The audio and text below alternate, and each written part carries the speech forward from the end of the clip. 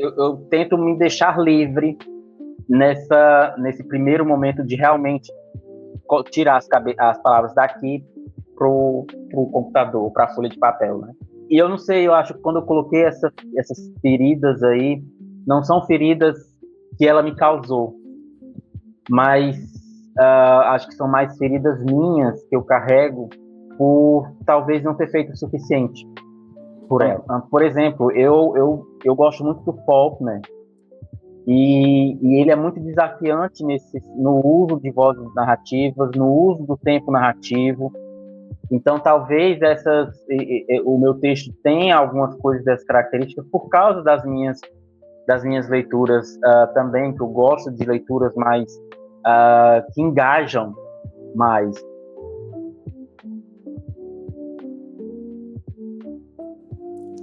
Bom, alô, sejam bem-vindos aqui a mais um Telefonemas. Eu sou o Vinícius Félix, e o Telefonemas é o nosso podcast da escuta, podcast interessado em ouvir o mundo, uma história por vez, né? Não dá para receber todo mundo de uma vez, então a gente vai colhendo aqui as histórias uma por vez, e hoje quem conta sua história é um baita contador de histórias, é o Stênio Gardel, autor aqui do pequenininho, do livrinho, pequenininho em tamanho grandioso na escrita, que é A Palavra que Resta. Ele que também é autor do Bento, Vento, Tempo, uma história infantil, diz ele, né? Porque eu vi adulto chorar, não vou contar qual adulto. E outras coisas mais, também premiadíssimo. Vamos contar aqui a história do A Palavra que Resta, do Bento, Vento, Tempo e também do Stênio. Stênio, como que você tá? Seja bem-vindo ao Telefonemas. Olá, Vinícius, obrigado por me receber aqui no Telefonemas. Olá, todo mundo que está nos assistindo.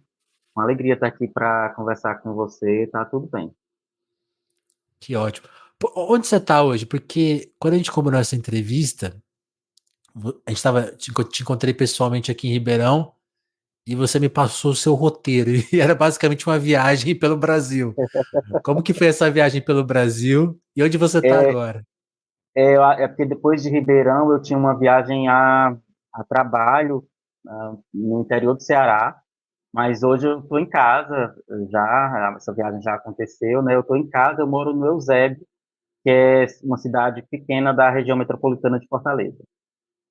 Entendi. Você saiu de Limoeiro do Norte, que é onde você nasceu. Isso, minha cidade natal, Limoeiro do Norte. Mas eu saí de lá em 1997, já tem aí uns bons anos. E por que você saiu de lá? Para trabalhar? Para estudar, né? Para concluir o ensino médio e depois tentar a faculdade e tudo.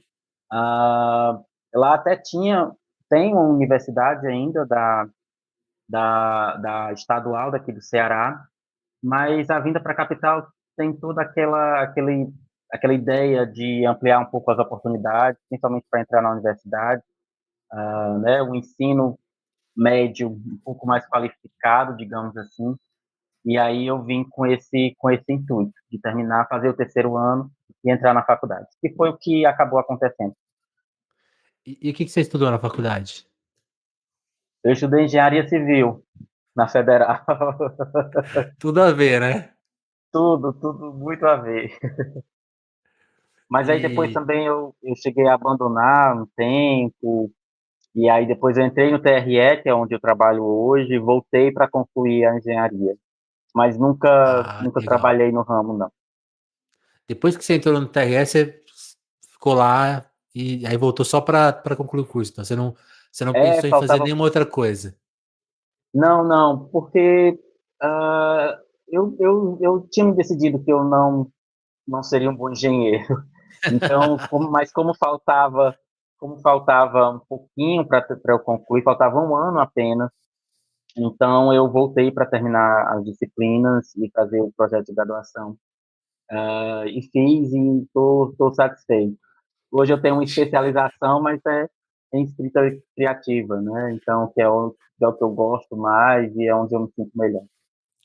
Pô, vamos falar disso, porque eu acho que, pelo menos aqui em Ribeirão, atiçou muita curiosidade. Vou contar esse bastidor, assim. Tinha o pessoal na mesa, o pessoal começou a questionar o Stênio. Tá, mas quando você começou a escrever, mas pera, que história é essa de TRE? Você ainda trabalha lá? As pessoas ficaram meio surpresas que o escritor tem um trabalho, né, no dia a dia. Eu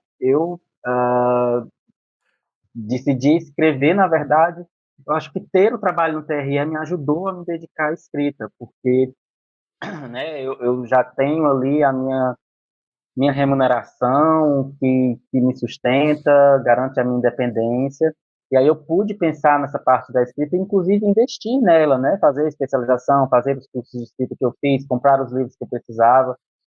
Então, na verdade, o trabalho no TRE, além de ter me colocado num momento que contribuiu para a ideia do romance, me dá Total. também essa segurança pessoal e financeira mesmo, né? E eu ainda continuo trabalhando no TRE, não vislumbro tão cedo viver só da escrita, é, e o que eu Não desempenho tá lá no rico TRE. ainda?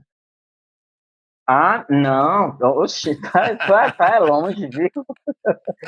Ah, é longe, eu nem quero ser rico, não, eu quero viver direitinho. Mas não dá ainda. E assim, e também o que eu E é um faço lá trabalho que te dá prazer, né? Porque inspirou também a sua isso, pesquisa, né? Quer dizer, inspirou um dos motes do livro, né? sim, exato. Um trabalho que eu fiz logo que eu assumi no TRE, que era atendimento ao público no cartório eleitoral, né? E eu atendi muitos eleitores que não sabiam assinar o nome, e, e eu acho que uma conjunção dessas pessoas ou uma condensação dessas pessoas acabou se tornando em, em parte do Raimundo, né, que é o protagonista da Palavra que Resta. A gente nem apresentou a palavra que resta para quem ainda não leu. É a história do Raimundo e do Cícero. A gente conhece o Raimundo já com 71 anos, né? Isso, começa com 71. Ele aprendendo a escrever aos 71 anos porque ele quer ler uma carta que o Cícero escreveu para ele quando eles eram jovens. Eles tiveram um caso, se separaram, e o Cícero deixou com ele uma carta que ele, Raimundo, analfabeto, nunca leu durante a vida toda. E ali aos 71 anos ele decide, pô, bom, vou começar a escrever porque eu preciso ler essa história. Ô Estênio, eu vi você falando uma vez que essa história da palavra que essa tem muito de seu de biográfico e de não biográfico. Quais são esses elementos biográficos e não biográficos que estão numa palavra que resta? Eu acho que o principal da minha história, que está no romance, diz respeito às minhas aproximações com o Raimundo, né, com o personagem do Raimundo. Em primeiro lugar, a nossa origem, eu acho, eu cresci na zona rural até os meus 16 anos, da cidade de Limoeiro do Norte, onde eu nasci, no Ceará. Ah, também a homossexualidade, eu sou um homem gay. Tem também a questão de que, assim como Raimundo, eu também deixei a minha casa na zona rural e vim morar na cidade. Claro, sob circunstâncias completamente diferentes, e aí já é uma das diferenças, só adiantando. Mas para Sim. concluir essa ligação e essa proximidade com Raimundo, eu acrescento ainda essa essa paixão pelas palavras, né? Essa vontade de conhecer as palavras, de lidar com elas. E o Raimundo querendo aprender a ler e escrever, e o meu querendo contar a história dele por meio das palavras. E de diferenças também, né? Como eu já falei, a minha saída de casa deu por motivos de estudo, o Raimundo saiu de casa expulso por querer ser quem ele era. Além disso, eu também nunca sofri as violências que o Raimundo sofreu, né? Sempre fui muito abraçado pela minha família. E no conjunto geral também, assim, trabalhos diferentes, né? O Raimundo, como chapa de caminhoneiro, viajando mundo afora. Eu, na verdade, eu sou uma pessoa muito de casa. Eu acho que o Raimundo também gosta de casa, ele só não pôde ter essa casa durante muito tempo, né? É, e é isso, assim, essa dinâmica de aproximações e diferenças. Mas eu posso citar, por exemplo, um evento da minha vida que está no livro, que é a cheia, né? Tem uma cheia logo no começo do romance, e em que a água começa a tomar a estrada de madrugada e a casa do Raimundo, todo mundo é acordado e tudo, e a minha família passou por isso realmente, da gente ser acordado por um homem que ajudava meu avô a tirar o leite das vacas, e era muito cedo, e foi uma correria para salvar as coisas, pendurar as coisas, depois a gente pegou um caminhão para ir para a rua, onde era mais alto e o rio não chegava, mas era aquela competição contra o rio, sabe? Arrumando as coisas e o rio subindo, Será que o rio chegando não na... chega aqui mesmo, né? Isso, e é como está no livro, na estrada, e depois chegando na cerca, e depois no batente do alpendre, e aquela coisa, e eu utilizei esse momento dessa minha memória para relatar ali um primeiro olhar entre o Raimundo e o Cícero, um primeiro olhar diferente, digamos assim, né? Iniciando talvez uma faísca de desejo já entre os dois. Legal. Uma das características do livro é essa história que se desenrola, e outra é a linguagem, né? Você falou da importância das palavras na vida do Raimundo e nas suas. É um romance que não parece um romance de estreia, porque o jeito que o texto corre solto né, não é uma escrita muito sem medo, eu sinto, assim, com um estilo muito já pronto. Como que você desenvolveu essa escrita? Tem pessoas que teorizam, né, que tem a ver com embora o narrador não seja sempre o Raimundo, né, varia entre uma terceira Uhum, pessoa ali e a primeira. Será que tem a ver com ele sim. ser analfabeto? Como que você desenvolveu essa pessoa e como que você teve segurança de, no seu primeiro livro, ousar tanto, né? Não é um livro durinho, como costumam ser as estreias. É um livro muito solto, é a palavra que eu encontrei. Não sei se você concorda. Obrigado, Vinícius. Eu acho que cada um faz a sua leitura, já me falaram disso. Tem algumas pessoas que falam que encontram uma certa dificuldade, principalmente no começo, mas depois sentem a leitura evoluir com mais facilidade. Total. E cada leitura, para mim, cada forma de ler, para mim, é válida, né? Agora, essa construção do texto, eu acho que tem muitos fatores envolvidos, sabe? Eu consigo lembrar inicialmente da espontaneidade. O meu processo de escrita ele tem uma parte planejada que foi, na verdade, para esse livro pensar os capítulos, né? Eu decidi todos os capítulos, os eventos de cada capítulo antes de começar a escrever. Claro, eu já tinha algumas anotações avulsas, mas antes de escrever mesmo o grosso do livro, digamos assim, como a gente fala aqui, eu não sei se fala aí, Sim. eu digo, escrever para valer, é, Eu eu gosto muito de uma tinha, frase. Eu gosto muito de uma frase do Fernando Moraes que é assim: o livro tá pronto, só falta escrever, né? Essa parte aí. isso, esse planejamento que me deu uma visão global da história. Agora, na hora de estar à frente do computador para escrever e vencer a página em branco, eu, pelo menos, não consigo planejar, não consigo antecipar qual vai ser a primeira palavra e qual vai ser a segunda. Eu sento e busco, e o texto vem com essa espontaneidade de criação em si próprio, assim, de ir construindo e sentir o texto mesmo surgindo na sua frente. Então, esse é o primeiro fator, eu acho. Em segundo lugar, eu acredito que a história, ela tem uma relação muito muito próxima com o jeito com que ela vai ser contada, quase como não que ela determine, mas ela influencia nas minhas escolhas, sabe? Se ela não escolhe, se a história não escolhe por conta, mas ela influencia nas minhas escolhas, inclusive nessa espontaneidade também. É uma Uhum. parte toda essa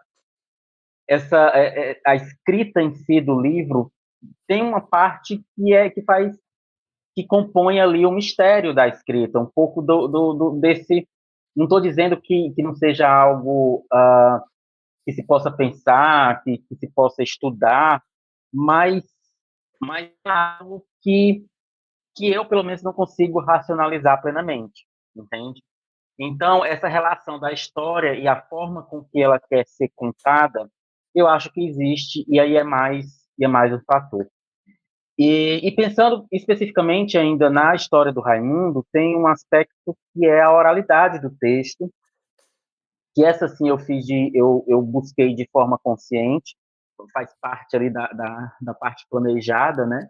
Porque o meu protagonista, ele não conhece a língua escrita, ele só conhece a língua falada. Então, quando a gente está ouvindo a voz do Raimundo, seja a voz mesmo ou um monólogo interior dele, fazia todo sentido para mim que essa voz fosse marcada pela oralidade.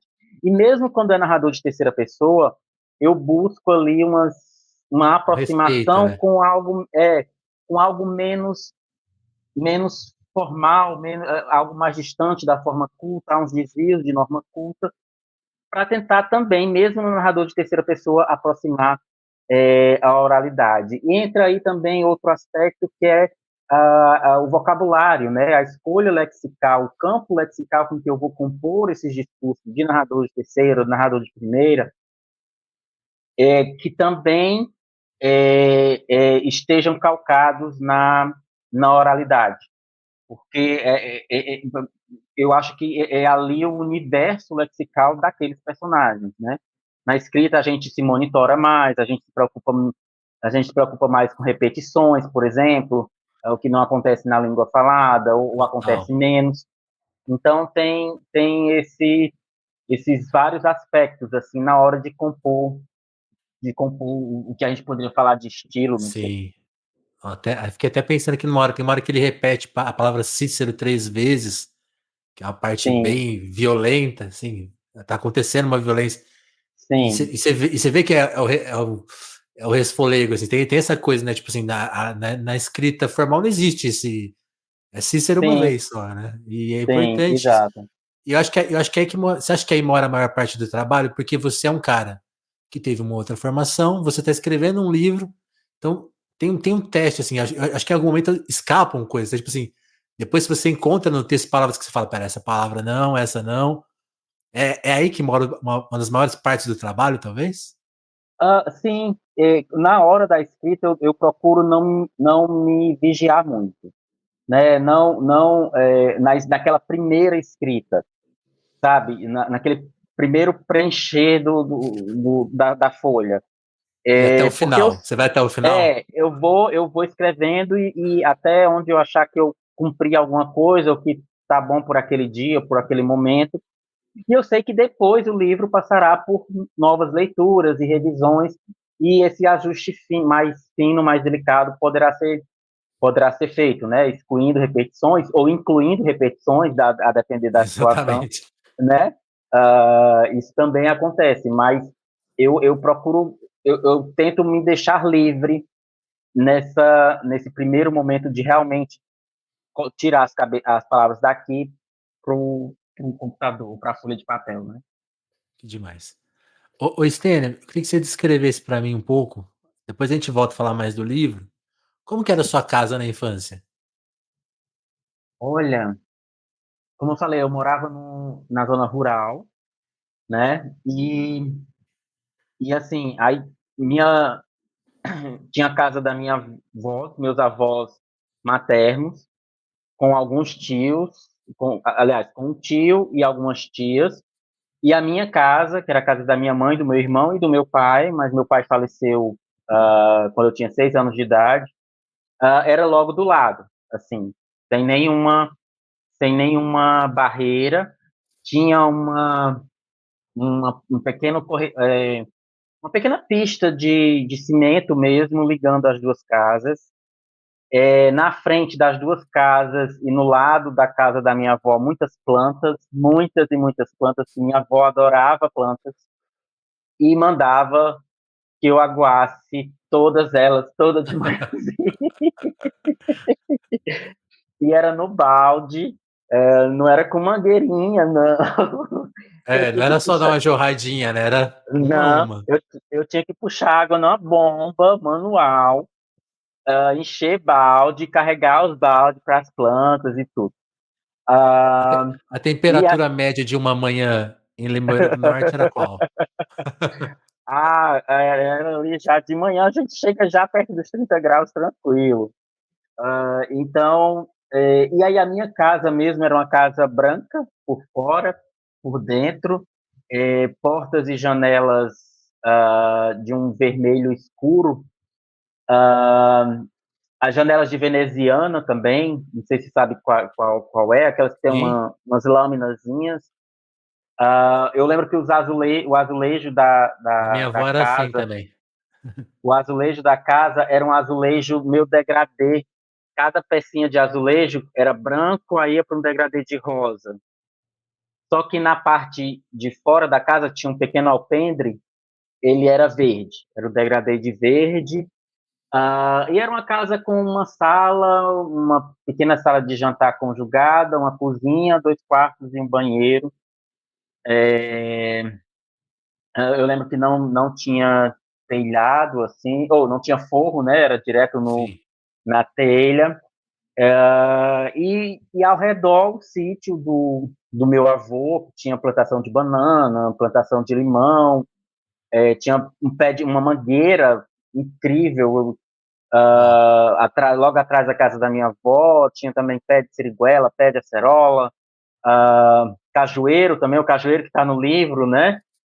Também a memória desse cajueiro que faz uma abóboda, assim, e mais para trás ainda do sítio, tinha um rio, o rio, olha aí falando das semelhanças, né?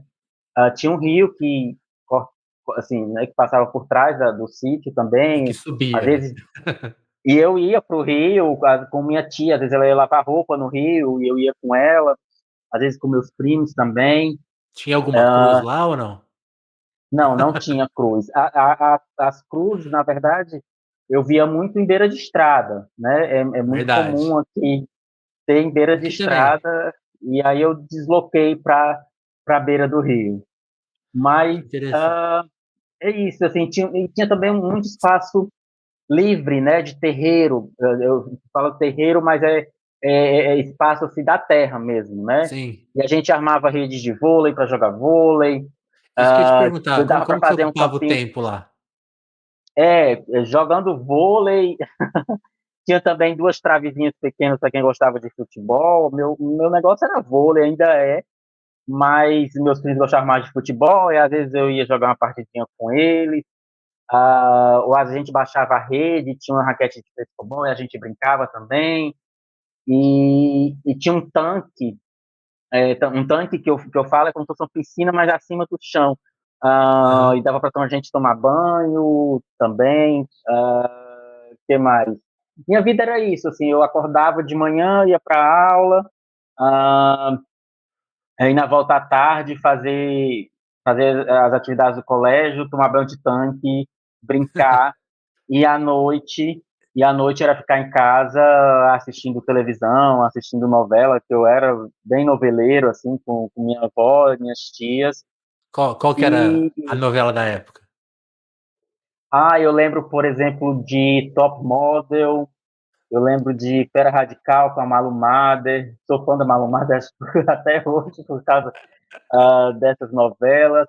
Teve também A Próxima Vítima, que foi meio que um Chocante. hit, assim, né? Não sei se você lembra, mas tinha, foi uma novela Próxima muito vítima eu diferente. já tenho uma recordação de ver, assim, de coisas que eu não podia ver, assim. Hora de... Pronto. E que mais? Também Pantanal, né? Que já a versão original, Ana Raio Sim. Zé Trovão. Eu lembro dessa. Eu lembro que às vezes eu ficava com muita raiva porque a manchete pegava muito ruim e às vezes não dava para assistir. Ah, Aqui no interior de São Paulo também. Eu tenho várias pessoas que viam, por exemplo, Cavaleiros dos Zodíacos na manchete. Eu nunca sim, vi, porque não passava. Não tinha manchete aqui. exato, a gente lá no sítio não pegava. Às vezes eu ia para casa das minhas tias que moravam na sede, na zona urbana, e aí já pegava, e eu assistia um pouquinho de Cavaleiro do Zodíaco, que mais? Aqueles Changeman, Sim. Flashman, tudo isso eu não pude acompanhar direito, assistia uns pedacinhos, assim, quando eu estava lá com ele. Mas É, eu também. a infância para mim foi, assim, eu guardo com muita felicidade a minha infância. Eu passei pela morte do meu pai, mas eu acho que eu não processei mesmo a morte dele. Eu era muito novo. Eu tenho Sim. algumas lembranças dele, muito poucas, algumas inclusive dos dias da morte, velório, essas coisas. Aham. Inclusive, eu estava respondendo umas perguntas por escrito hoje de uma entrevista e falei disso, que na sala lá de casa, porque no interior é comum velar os mortos na Em própria casa, casa, né? né? E meu pai, ele foi velado na sala lá de casa.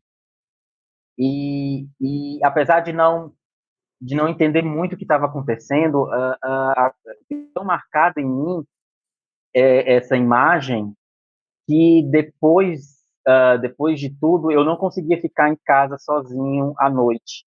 Eu tinha muito medo de ficar ali Sim. na sala ou mesmo em outro cômodo depois de escurecer, né, por causa dessa imagem de ver meu pai morto ali, embora eu não entendesse direito o que estava acontecendo. Então, ah, apesar disso, eu tive uma infância de muita brincadeira, de aproveitar mesmo o que é brincar, o que é se divertir e estudar. Eu adorava estudar também. Eu acho que eu era um dos poucos alunos que, quando terminava as férias, eu estava celebrando, porque eu ia, eu ia, né, eu ia Vai comprar livro começar tudo de novo, novo.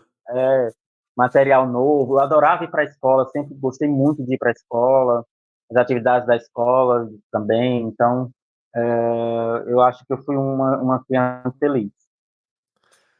Interessante isso. Quando você falou da história do seu pai, eu fiquei pensando um pouco assim nessa coisa de primeira lembrança, porque eu tento voltar no passado e recentemente eu descobri que talvez a minha primeira lembrança não seja a minha primeira lembrança, porque até onde eu fui mais recentemente era a história da morte do meu avô, que eu também tinha ali por volta dos 5 anos. E não foi em casa, mas as pessoas que ele era muito popular, assim, e muita gente foi em casa, e eu morava na casa da minha avó. Então tem essa imagem das pessoas chegando e passando o dia lá, né, e Uhum, eu ficava assim, acho que essa é a minha primeira memória, 5 anos ali. Depois esses dias eu estava pesquisando e descobri que eu lembrava assim, eu tenho quase certeza que eu lembro da morte do Mussum. E eu descobri que é anterior. Aí eu fiquei assim: "Será que essa é a mais antiga?", mas eu não tenho certeza. Mas o que você falou de ser velado em casa, eu também tenho uma memória, porque onde a gente morava em Franca, eu tô em Ribeirão Preto agora, né, que é interior de São Paulo, mas em Franca eu lembro de uma pessoa ser velada em casa e também eu fiquei com temor, assim, tipo, ai, sério? Toda vez que eu passava lá eu lembrava, assim, tipo, é coisa de criança, né.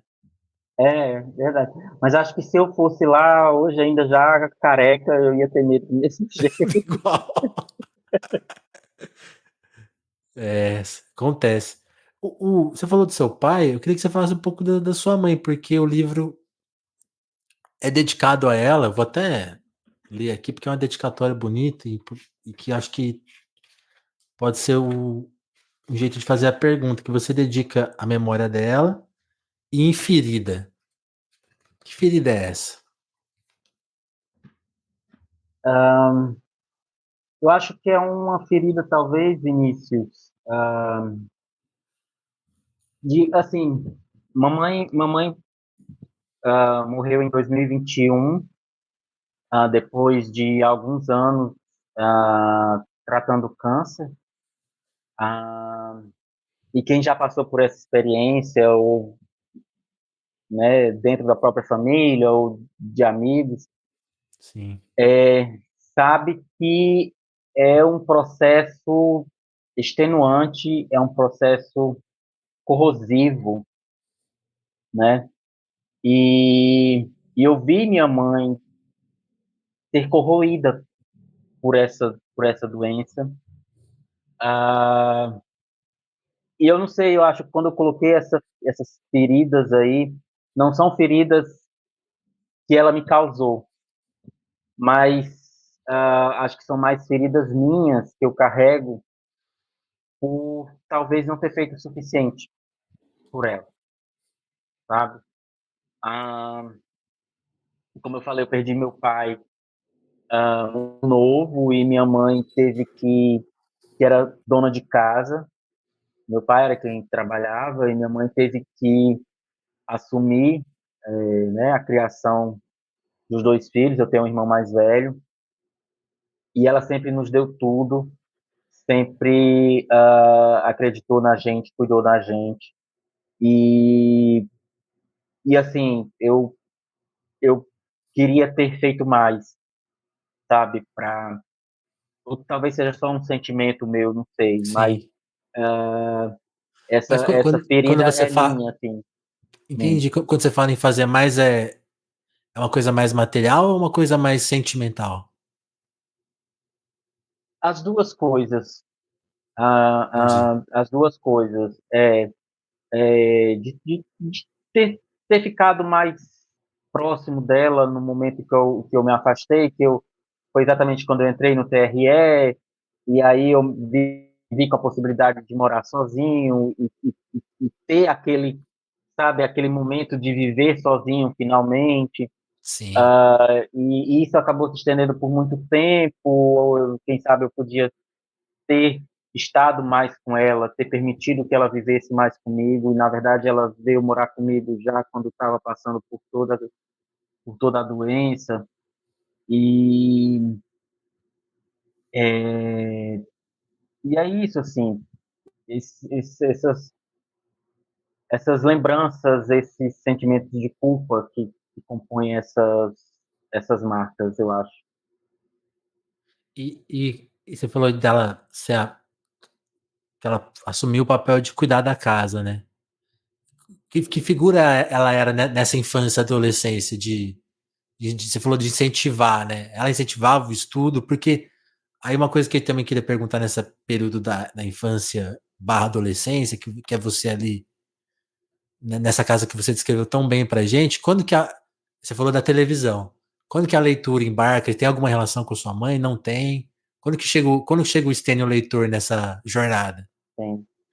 Sim, mamãe, ela sempre me incentivou a estudar. Ela se esforçou para pagar escola particular para mim, mesmo com bolsa. Eu tinha uma bolsa, mas ela pagava a mensalidade e tudo. Eu fiz primeiro e segundo grau, que hoje é ensino fundamental, ensino médio, né? Em, Sim. em escola particular, buscando realmente essa melhor formação para depois tentar a universidade. Com relação à escrita, num determinado momento, ali nos meus 13 anos de idade, eu decidi que eu queria uma máquina de escrever para me tornar escritor, e minha mãe fez todos os esforços que pôde, claro, sempre contando com a família, que nos ajudou muito. Um tio meu ajudou demais minha mãe, era quase um pai, um segundo pai para ela. E ela me deu essa máquina de escrever que eu guardo aqui na minha estante do meu lado, como esse símbolo, né, da fé dela, de que eu conseguiria realizar o sonho de escrever. Agora, ela lia muito espaçadamente, assim, não tinha um hábito de leitura. Na minha casa não havia muitos livros de literatura. Eu lia mais mesmo pelo colégio, pelas demandas do colégio, biblioteca do colégio. Agora, uma das lembranças literárias mais antigas que eu tenho é do Cão do Baskerville, do Conan Doyle, que é uma história de Sherlock Holmes, que eu encontrei na estante de uma tia que não morava com a gente, morava no centro da cidade. E, inclusive, eu acho que a leitura desse livro tem muita relação com o meu desejo de começar a escrever. E o Stênio Leitor nasceu ali, desses encontros.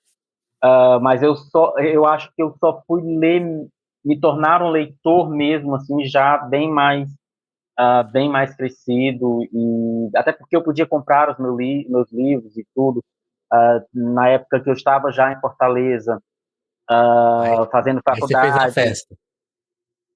Não, fazendo faculdade, eu eu recebi uma bolsa que na época acho que era R$ 150.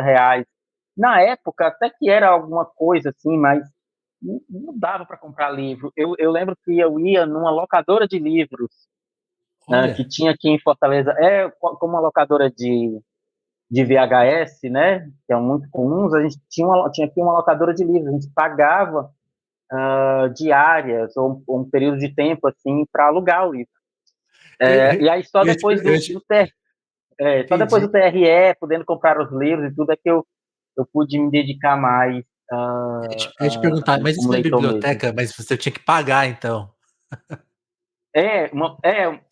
Mas não era uma biblioteca, era uma locadora de livros mesmo, assim. Locadora, legal. Não era dentro de uma instituição nem nada, era uma locadora de livros mesmo, chamava até Tucano. Interessante. Ô, Estênio, isso que você falou é interessante, porque o presente da sua mãe, por exemplo, da máquina de escrever, então você já tinha manifestado para ela a vontade de escrever.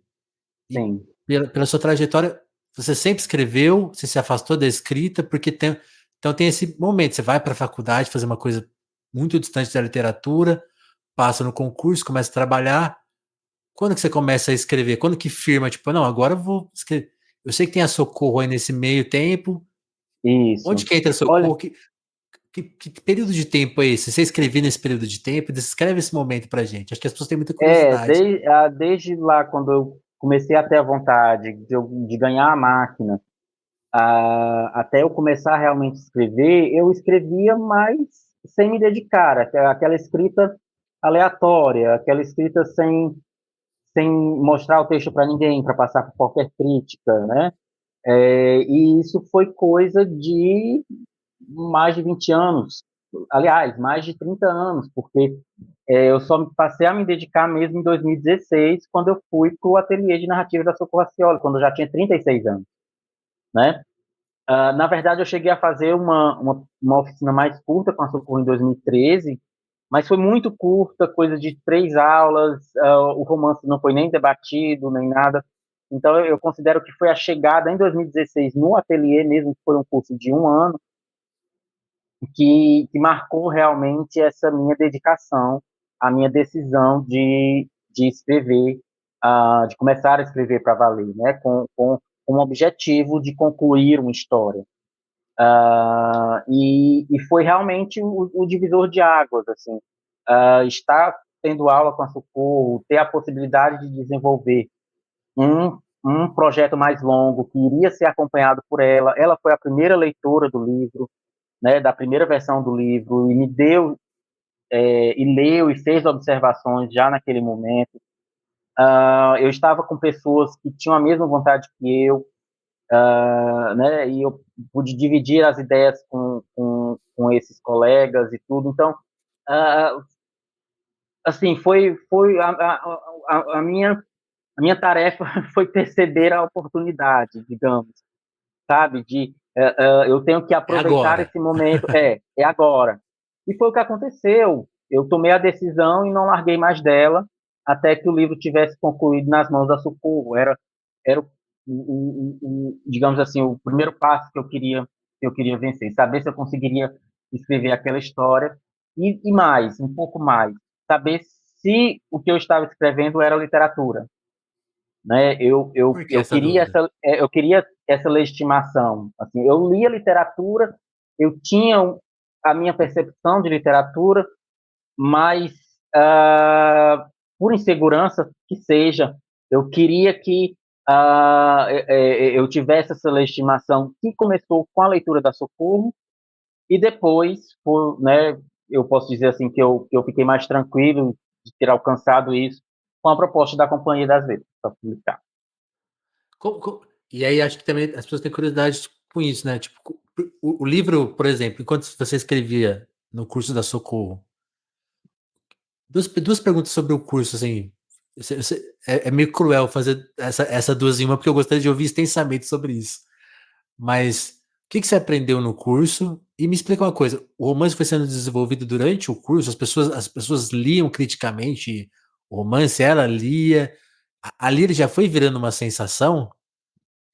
Ou não? Ele não foi lido eu cheguei a compartilhar a ideia, né, apresentar todo o que eu já tinha aquele planejamento que eu fiz, né, de contar qual era o mote da história e de como eu imaginava a história se desenvolvendo até o final.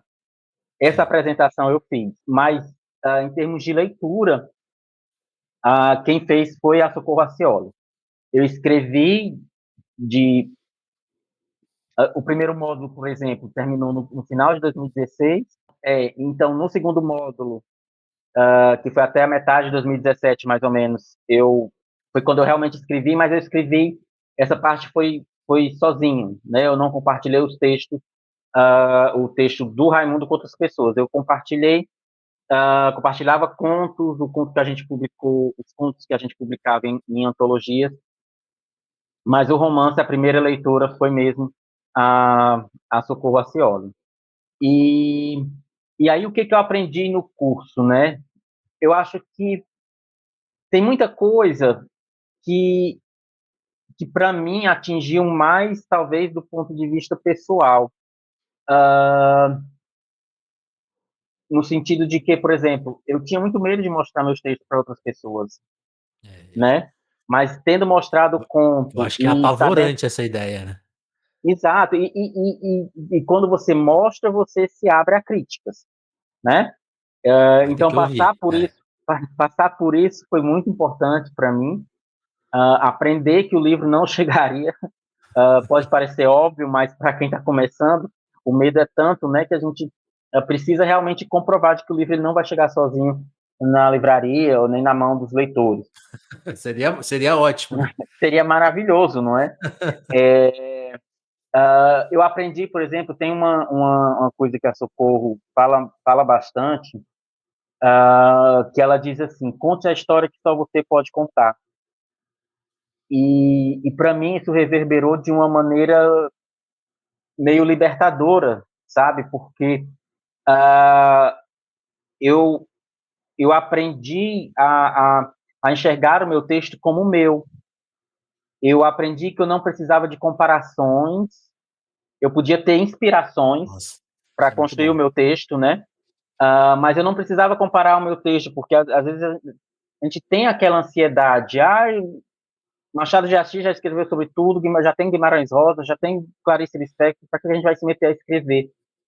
Né? Mas o que eu escrevo é meu, tem as minhas marcas, tem as minhas feridas, tem as minhas lembranças, as minhas alegrias, e ninguém é igual a mim, né? Então, esse conte a história que só você pode contar me atingiu dessa forma e me abriu, me deixou mais confortável, digamos assim, até para acreditar um pouco mais em mim. E fora isso, eu acho que importante também ter acesso a leituras que eu não teria de técnica literária, né, e também, por exemplo, a Socorro apresentava convidados para a gente conhecer mais o mundo da escrita. Isso aconteceu principalmente na especialização, eu tive aulas, por exemplo, com Marcelino Freire, tive aulas com Milton Ratum. Nossa. Então, exato, ter aulas com esses grandes escritores também foi muito importante. E tudo mais, assim, se eu pudesse citar alguma coisa mais, mais técnica, que eu lembre, assim, do curso mesmo, por exemplo, a gente tentar entender o ritmo do texto, sabe? Na variação das construções de frases mais curtas com frases mais longas, ao invés de uma repetição de frases sempre curtas, que isso traz mais monotonia, ter atenção a isso. Ah, Eu não quero te pois não. cortar, Estênio, mas eu tenho essa marcação aqui. O narrador que se altera constantemente, né? Esse narrador que não avisa. Sim, Tem até uma coisa que eu ia te perguntar, assim. Aqueles momentos que ele fala algumas vezes, às vezes uma frase muito longa, você descobre que ele estava pensando. Isso acontece sim, diversas vezes. Até sim, queria saber se isso é uma coisa sua. Fiquei curioso. Mas essa coisa do tempo, até a liberdade, por isso que eu te falei que, assim, pô, são técnicas muito avançadas para uma estreia, eu acho. Tem um momento que o livro pausa para contar uma outra história. sim. Né? Olha que liberdade, né? Que segurança, né? sim. Tem a ver com isso que você está falando? Sim, tem sim, e como eu falei com as leituras, né? De tentar entender a voz narrativa, de buscar a própria voz narrativa. Por exemplo, eu gosto muito do Faulkner, e ele é muito desafiante no uso de vozes narrativas, no uso do tempo narrativo. Então, talvez o meu texto tenha algumas coisas dessas características por causa das minhas leituras também, que eu gosto de leituras mais que engajam mais, sabe? E tudo Total. com certeza tá Ela relacionado. te força a prestar atenção, ela não é passiva, né? Sim, exato. Eu digo que eu gosto de me sentir meio perdido no começo da leitura, assim, Total. e ser chamado a construir o quebra-cabeça do livro, né? E o Faulkner tem livros assim, muitos livros assim, que realmente te Qual que é o, exigem, qual que é o te seu exigem. predileto dele? É o Absalão, Absalão. E é exatamente como eu posso falar, é um vendaval de vozes narrativas que contam a história de uma forma quase que completamente indireta. A gente está conhecendo a história, a narrativa, na verdade, ela é contada por essas diferentes vozes. Então, cada um tem as suas versões, tem a sua versão, e é contada em pedaços, assim, nossa, eu me arrepiei só de lembrar, porque é, Eu já estou é, é, curioso de. eu recomendo demais. Fora os outros livros dele que também são muito desafiadores, Tem como O aquele, Sonho e a Fúria, né? O tem Enquanto aquele, Agonizo. tem Hum. aquele que não sei se você assistiu Dias Perfeitos, aquele filme. Tem um livro do Faulkner que é lido durante o filme. Acho que é o Palmeiras Não Selvagens. vi o filme. Não vi.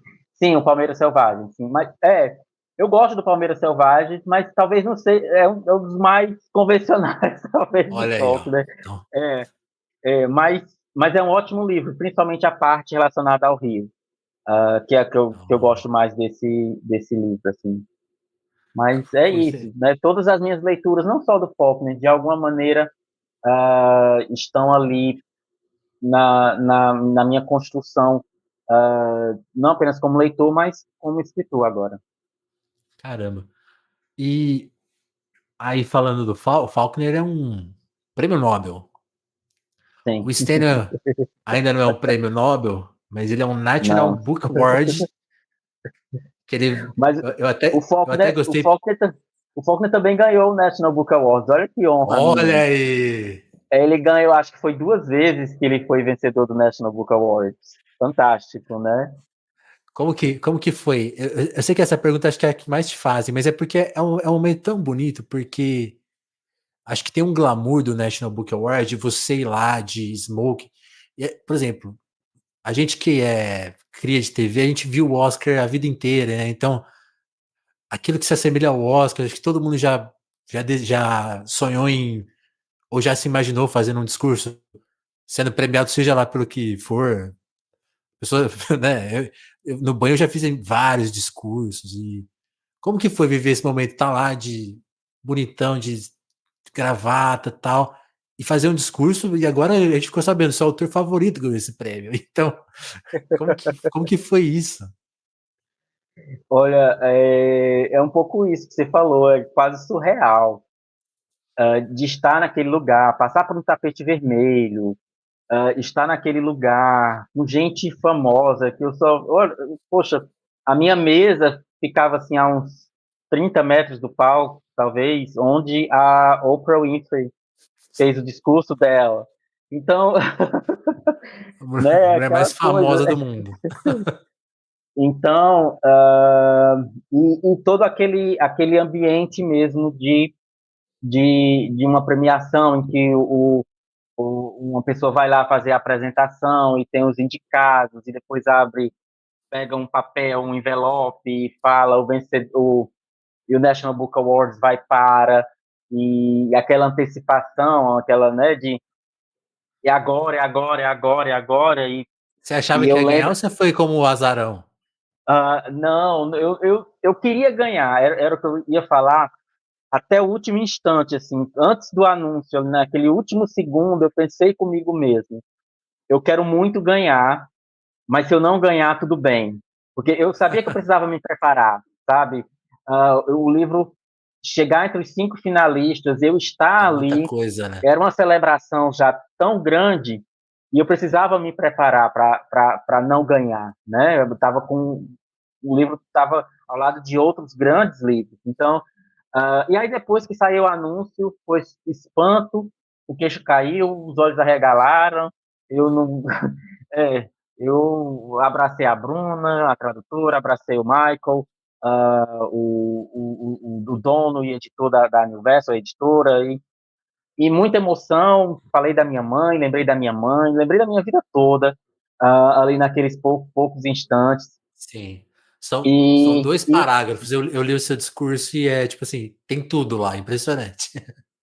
sim, a gente tinha um tempo limitado, o discurso eu preparei antes, porque a organização pediu, por causa da questão de tempo e tudo. Mas também para falar em outra língua, ainda bem que eu preparei, porque senão eu tinha enrolado mais ainda o meu inglês. Uh, e, e incrível, assim, finalizando com um sentimento muito grande de realização mesmo, de ter o livro, ver o livro chegando tão longe. Uma coisa que eu gosto do telefonemas é que a gente tenta criar uma agenda telefônica, né? E nesse discurso tem uma coisa legal que você faz, que é citar várias pessoas que tiveram nessa caminhada do livro. Eu queria saber um pouquinho mais de cada um. Você já falou da Socorro, mas, por exemplo, Uhum. a Vanessa Ferrari, que você cita. Quem é a Vanessa Ferrari? A Vanessa Ferrari hoje é uma editora independente. Ela trabalhou durante muitos anos na Companhia das Letras, e ela fez a leitura crítica da Palavra que Resta, né, já como editora independente. E foi fundamental, assim, eu aprendi demais com o trabalho dela. Foi fundamental, por exemplo, para a gente alterar o final do livro, que ficou com certeza muito, muito melhor. E foi muito importante passar e assim, conversar e trabalhar com o livro com a Vanessa. Você fala da Júlia Buzzi. A Júlia Bultos foi a minha editora dentro da Companhia das Letras, também com um trabalho muito cuidadoso e muito um olhar muito especial para o livro. Outro que você cita, e agora eu vou ter um momento meio Fausto Silva aqui, eu não estou conseguindo entender a minha letra. Fernando Tá? Rinaldi. Fernando Rinaldi também trabalha na Companhia das Letras, ele foi uma das primeiras pessoas a ler o livro lá, e ele também atuou muito nessa parte de vender o livro para as traduções, então ele participou de alguma forma na tradução para o inglês do livro. Que demais. Nossa, deve ser um baita trabalho, né? Conseguir convencer alguém estrangeiro, né? Sim, sim. É. E a última que eu anotei é a Stephanie Rock. A Stephanie Rock é a minha atual editora na Companhia das Letras. Ah, Ainda não trabalhamos num livro ah. ainda, mas Essa era a pergunta que vinha. é, eu percebi. Não escolhi ainda um livro para ser meu segundo romance. Lancei agora recentemente o Vento Tempo, né, o ilustrado. Sim. E estou aí navegando entre as ideias. De vez em quando eu falo com a Stephanie e vamos ver. Daqui a um tempinho ele Não, sai. eu não vou abusar dessa pergunta, mas você falou uma palavra curiosa. Eu ainda não escolhi. Ah. Me veio na imagem você numa estante escolhendo coisas prontas. É isso ou não? Prontas não, mas ideias, Ah, rascunhos, eu tive que algumas forçar um pouco a partes. barra. Não fosse eu não, mas eu já tenho algumas ideias, sim. Que E aí legal. é uma questão de decisão mesmo, né? De sentir o que eu acho que é a melhor ideia para ser o segundo romance. Perfeito. A gente combinou de fazer uma horinha, então vou correr com algumas perguntas, mas não posso deixar de falar Não, tudo do bem. Bento. Ah, tem mais. Pode ficar à vontade. Pode ficar à Então vontade. tá. Então vamos mais aí, até onde for. Não sei, mas sem exagerar. Mas eu li Bento Vento o Tempo também, e é um outro tipo de livro. Para quem não viu, é um livro infantil acompanhado com ilustrações. Quem é o ilustrador mesmo? É o Nelson Cruz. Nelson Cruz. É uma história feita em sextetos, né? Então é um texto rimado, rimado, poético e também muito emocionante, né? Por isso que eu escrevi. Eu li, é para criança mesmo? Como que criança pode ler aquele final?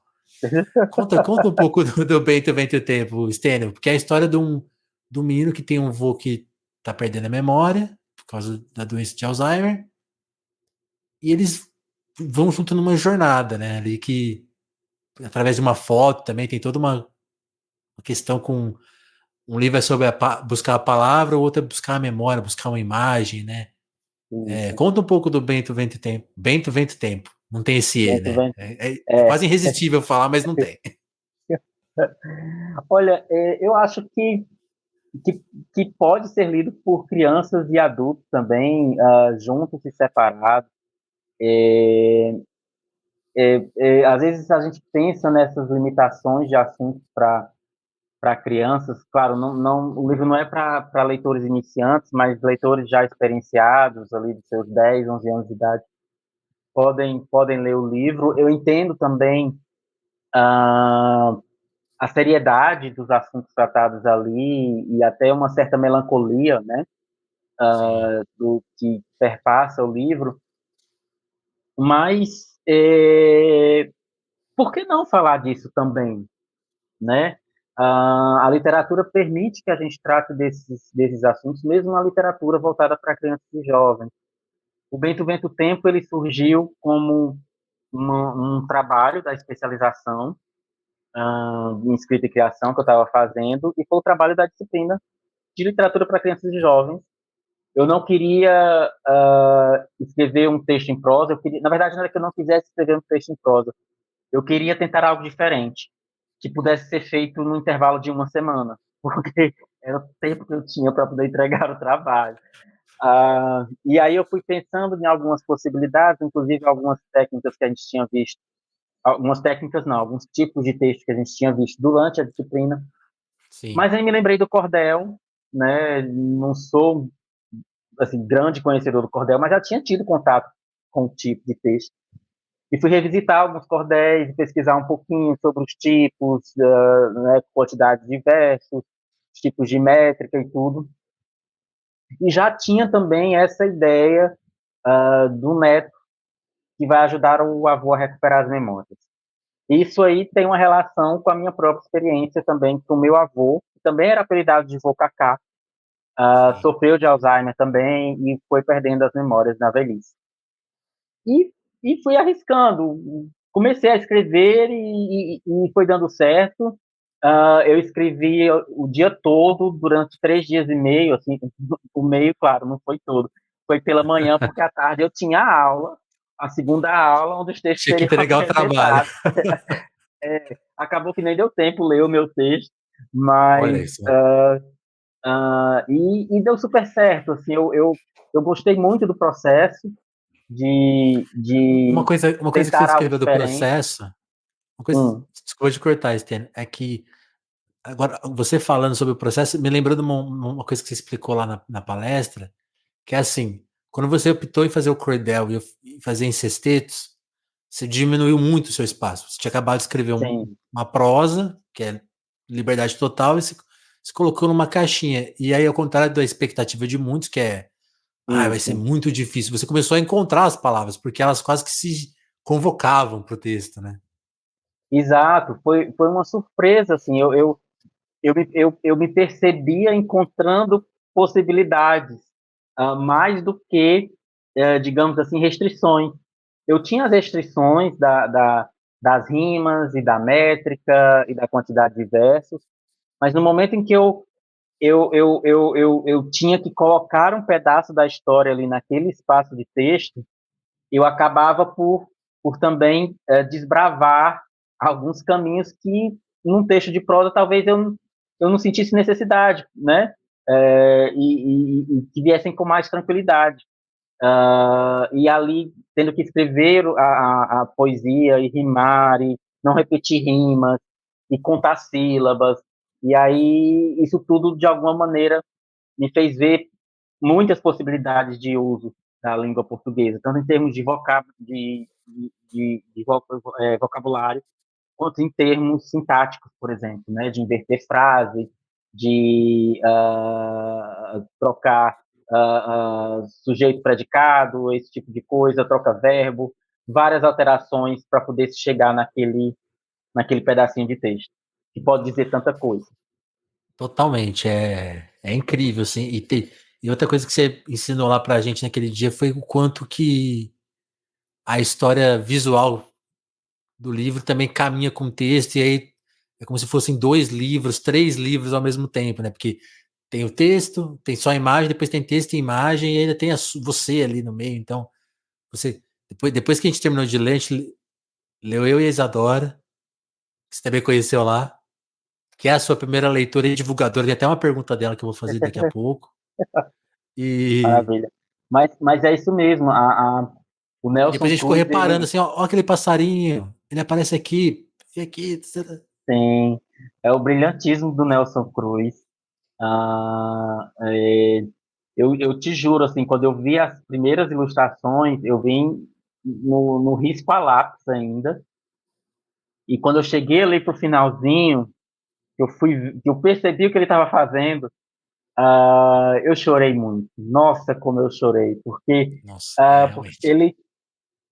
ele tinha construído essa história que é dele a partir do texto, e a história também caminham juntas. É algo muito especial da literatura ilustrada, né? Do livro ilustrado. E ele não só pelo traço, pela pintura, pelas cores, mas pela narrativa, pela ideia que ele colocou no livro. Eu sou um sortudo, assim, adoro o trabalho do Léo. Você falou de escrever mais um livro que eu imagino que seja de prosa. Você imagina continuar também nessa seara do infanto juvenil? Eu quero, acho que eu quero. Eu Gostou? tenho, sim, eu gostei bastante. O livro infantil ele tem isso, ele é tão, ele, ele, ele é sintético, mas ele pode dizer tanto. Assim, às vezes são livros que têm uma frase numa página, uma frase na outra, mas vão construindo histórias muito marcantes, né? E você, E você grandes sente uma histórias. coisa? Você sente uma coisa que eu sinto que assim, parece que o livro infanto juvenil ele caminha, o livro adulto, romance adulto, ele caminha muito com o autor, né? Seja sendo Sim. autobiográfico ou não, tendo elementos de autobiografia, não, ele é muito preso ao autor. Eu sinto que o livro infanto juvenil é tipo assim, ele é a história. O autor é só um detalhe. Você sente isso? É como se a gente pudesse participar mais da construção do livro infanto-juvenil, né? É isso que você está querendo dizer, eu acredito.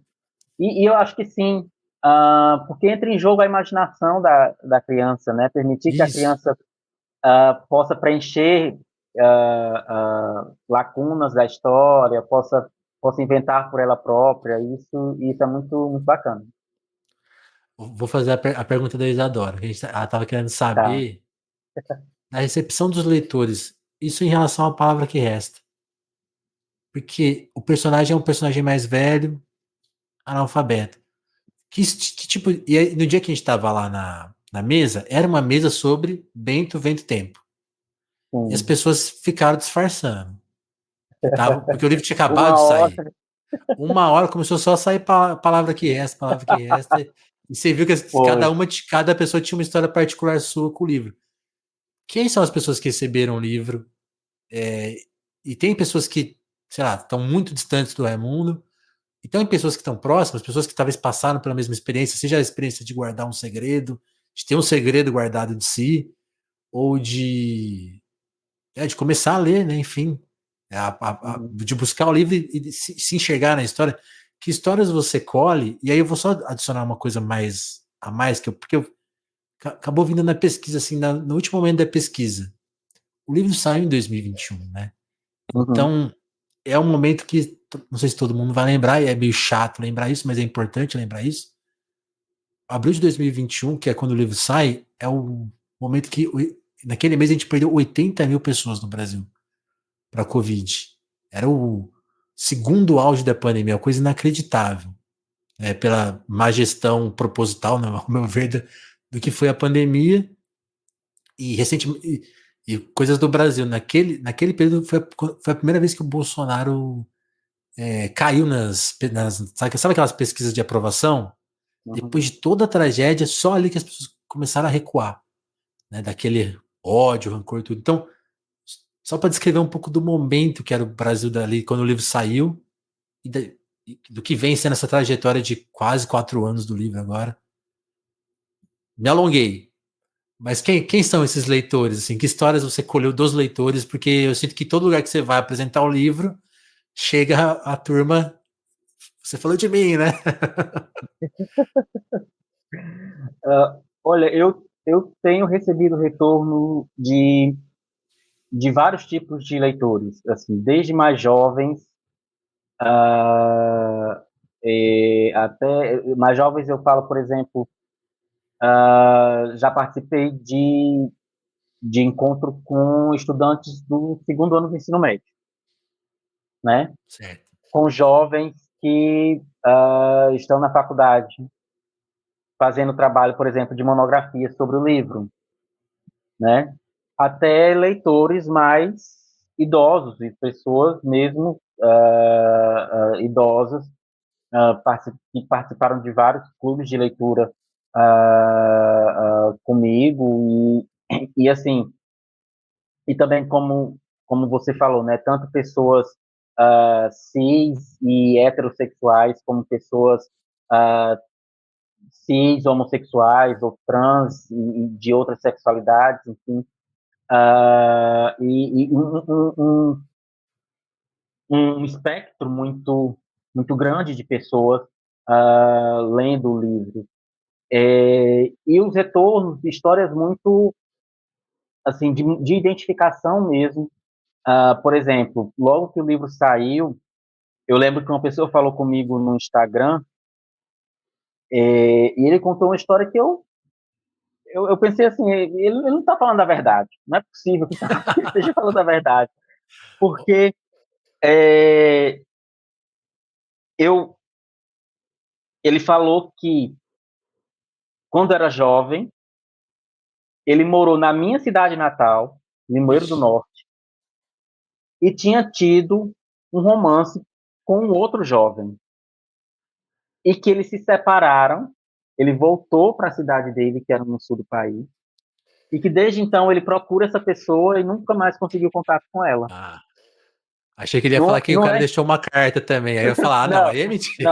não, aí era mentira. Aí era mentira. Mas só quando ele falou que morou em Limeiro do Norte e que tinha tido relacionamento lá, eu já achei aquilo fantástico. Como que eu iria conversar Não, com essa pessoa se não fosse por intermédio do livro, né? totalmente. E, e outros depoimentos, por exemplo, que uma jovem, acho que foi, inclusive acho que foi em Ribeirão ou foi em Rio Preto, quando eu fui pelo SESC, eu acho que foi numa dessas duas situações. Uma moça veio pedir autógrafo e contou que o sonho da avó dela era aprender a assinar o nome, né? Uhum. E, e pouco antes de morrer ela conseguiu realizar esse sonho. E o livro reverberou nela nesse sentido, na importância de se alfabetizar, de conseguir escrever o nome, o próprio nome, né? Então há Sim. esses vários pontos de contato, cada um encontra de alguma maneira. Algumas pessoas falam que encontram nos pensamentos do Raimundo muitos dos seus próprios pensamentos, né, quando da elaboração e da autoaceitação de sua sexualidade. Então, eu acho que são esses aspectos assim que vão criando esse vínculo com os diversos tipos, tipos de pessoas. Que demais. Bom, Estênio, não quero descumprir o nosso combinado, mas tem Já duas perguntas que descumprindo, já manda aí. descumprindo. Amanhã tem que trabalhar, né? Sim, E é o tribunal TSE, né, gente? É eleitoral. Imagino é que o deve estar TRE, é o Regional TRE. Eleitoral. Regional, né? Então, TSE é Brasília. Agora não tá mais com o Alexandre, né? Tudo bem. Vamos entrar nessa seara. Mas você deve estar corrido aí, né? Porque começou o período. Imagino que seja o pior período para É, vocês, né? isso, estamos já naquele período assim de trabalhar final de semana, feriado, tudo para dar tudo certo, não seja o que. É isso. Mas eu quero saber então, Stênio, a pergunta que. Porque aqui no telefone a gente tem essa coisa de tentar. Eu queria muito copiar uma bujan, né? Que é uma pergunta fixa no final, para ser aquela pergunta que encerra. Tá. Eu tô tentando desenvolver, já tive várias. A mais recente é essa aqui, Ah, vê se você gosta. O que você quer daqui para frente? em relação a qualquer coisa, ou em relação à escrita, Qualquer coisa. Já que você perguntou, eu quero ouvir das duas.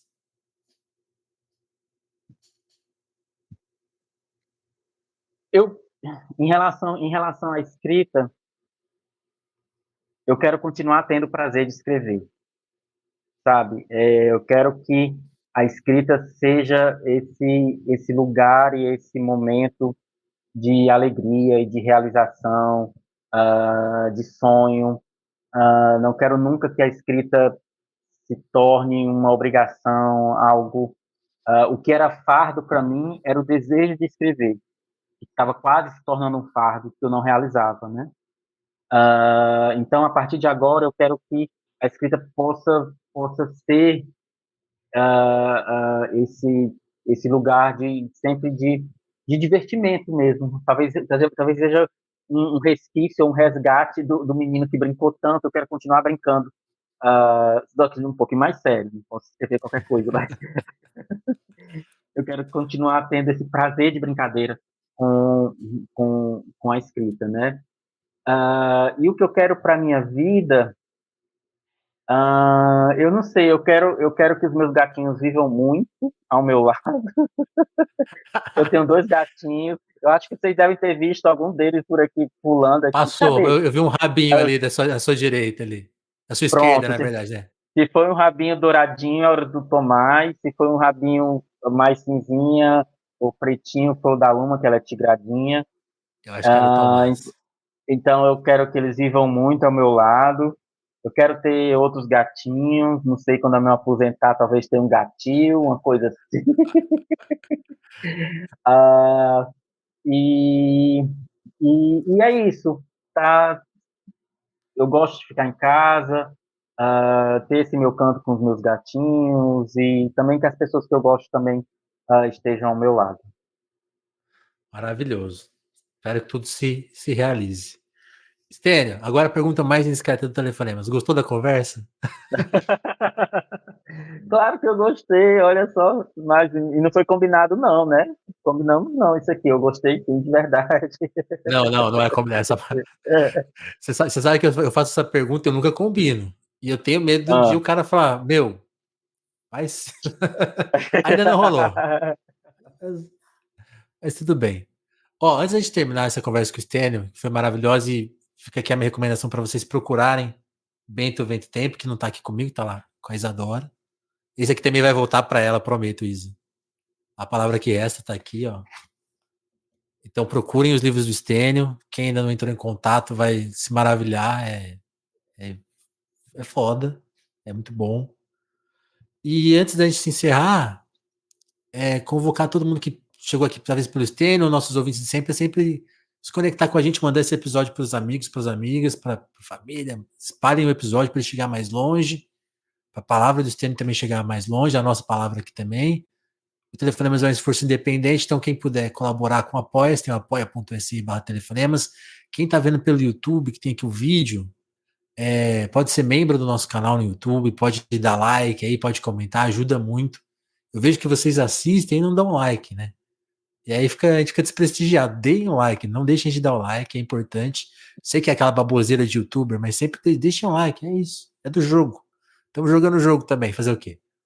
E quem quiser ter aquele apoio mais firme, já falei do Apoia-se, também tem uma. Na telinha tem um QR Code que leva para o nosso Pix. Para quem está ouvindo só no áudio, A chave Pix está descrita aí na descrição, né? Desculpa aí, repetição. É da fala, né, Stênio? Olha Falamos só, disso tá hoje. vendo? Telefonemaspodcast@gmail.com. É a nossa chave Pix, também o nosso e-mail para você entrar em contato. Críticas, sugestões, pode se convidar. Tô esperando alguém se convidar. Acho que a primeira pessoa que se convidar eu vou ter que aceitar, porque ninguém se convidou ainda. Então, escrevam pra gente lá, telefonemaspodcast@gmail.com. Stênio, muito obrigado por ter dado um pause aí na sua correria, nas suas viagens, para falar com a gente. É muito legal ver um autor que quase 4 anos depois da escrita do livro, ainda tem paciência de parar e falar com a gente sobre o livro. Isso foi muito especial pra gente. Eu não costumo ficar ansioso por telefone, mas esse episódio estava ansioso. Tem que falar. Obrigadão. Poxa, Vinícius, obrigado você pelo convite, pela conversa. E mesmo depois de 4 anos, eu adoro participar ainda dos clubes de leitura, dessas conversas. Eu também fico um pouquinho nervoso, principalmente no começo, ainda fico nervoso, mas depois a coisa se acalma e tudo caminha bem. Então, eu espero que o pessoal goste e a gente se encontra por aí. É isso. Então, eu gosto de combinar sempre conversas anuais, assim, com quem a gente está bem, sempre, e todo episódio é meio que assim. Então, no próximo romance você volta. Pode ser? Tá joia, tá joia. Valeu, Stênio. Obrigado, Stênio. Obrigado, turma. E até o próximo Telefonemas, então. Beijão.